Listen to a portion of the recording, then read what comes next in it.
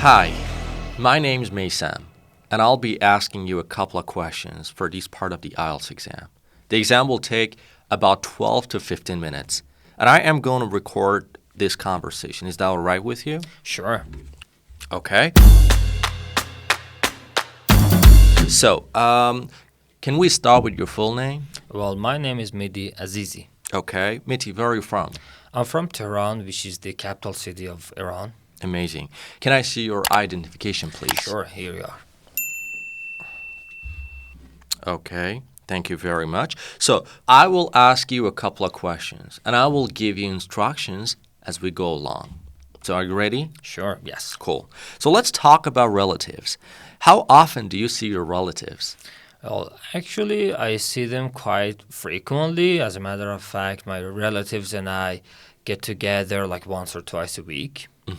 Cool. Do you have a close relationship with your cousins? Of course I do.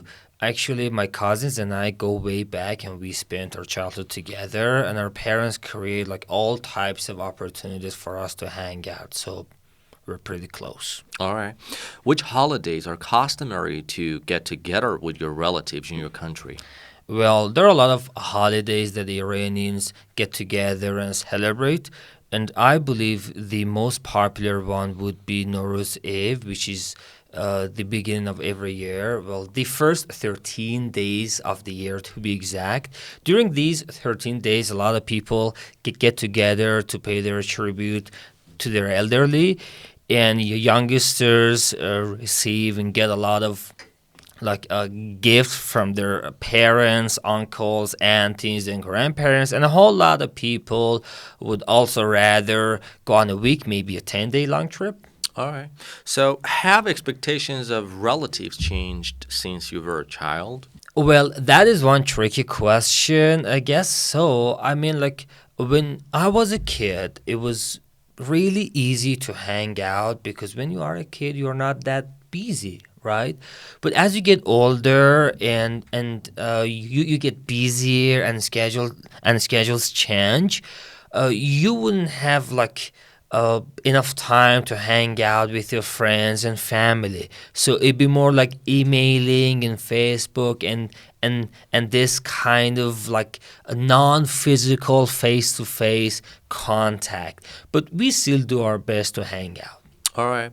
So, who organizes gatherings in your family? Definitely my mom. She just loves to host the different people in our big house, and she likes to plan the different parties and send out all types of invitations to everyone she knows. Okay, that's the end of part 1. In part 2,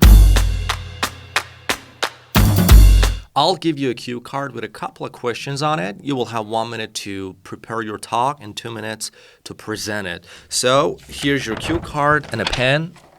Thank you. And your 1 minute will begin when I ask you. And I will tell you when to stop. Okay? So your 1 minute begins from now.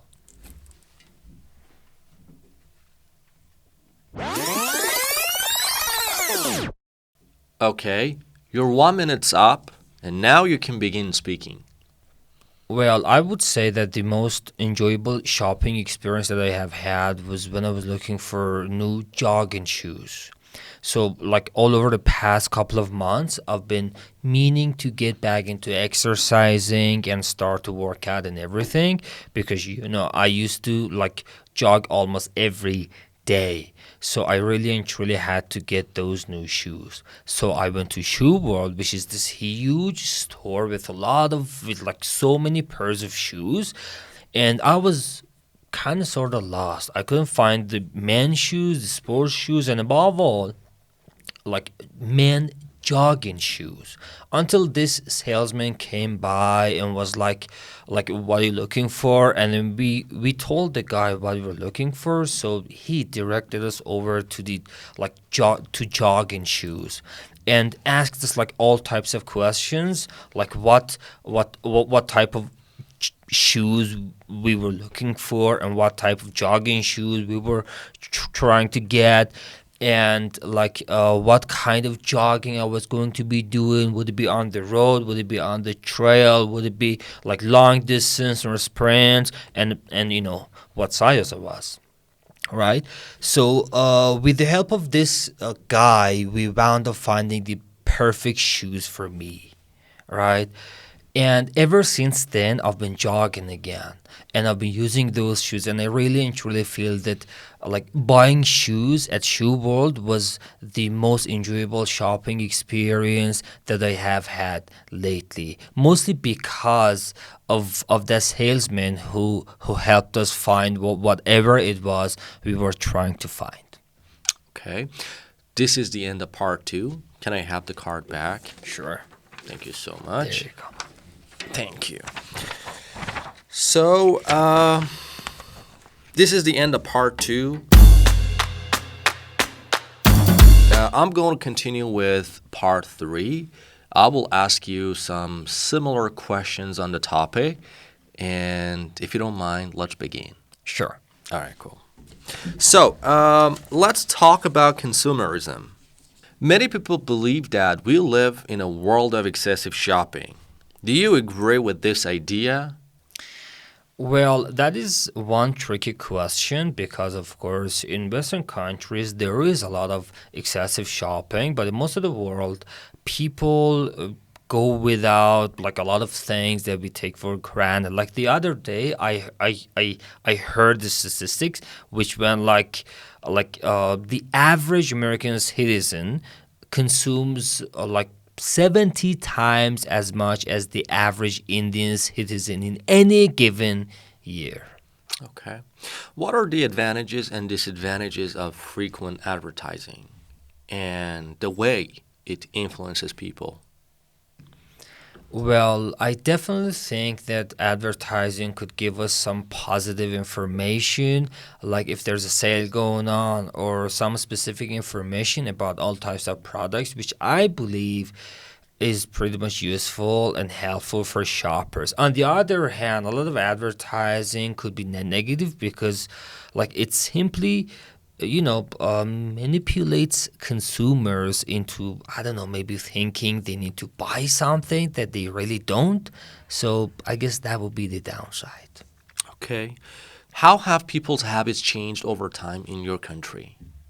Well, when I think about it in Iran, as long as I can remember, of course, a lot of people are into shopping, and it is a pastime for a lot of them in my country. So I don't really think that it has changed much over the past few years. Okay. Now let's talk a little bit more about needs and wants. What are some of the things people want versus some of the things they really need? Well, of course, people need to buy items for daily sustenance, like clothes to stay warm and food so that they won't have to go hungry, or shelter, like renting an apartment, maybe mortgaging a house. So these are the items that they really need to buy and pay for. But speaking of the things that people don't need and like want to buy, we could simply talk about like more luxury items like entertainment and shopping for new clothes that they really don't need for their everyday life. Okay. When you have a desire to purchase or to buy an item, what strategies or what steps do you take into consideration for buying that certain item? Well, usually I'll do some research because I feel like I need to make sure that I'm getting the best product available for the best price that I can find. After that, I will save up some money to make sure that I can actually get it. So once I have saved up some money, if I haven't found a better product for a better price in that time, I'll go ahead and get it. All right. This is the end of part 3, and that will conclude the IELTS speaking part. Now you can have your identification back. Thank you. No problem.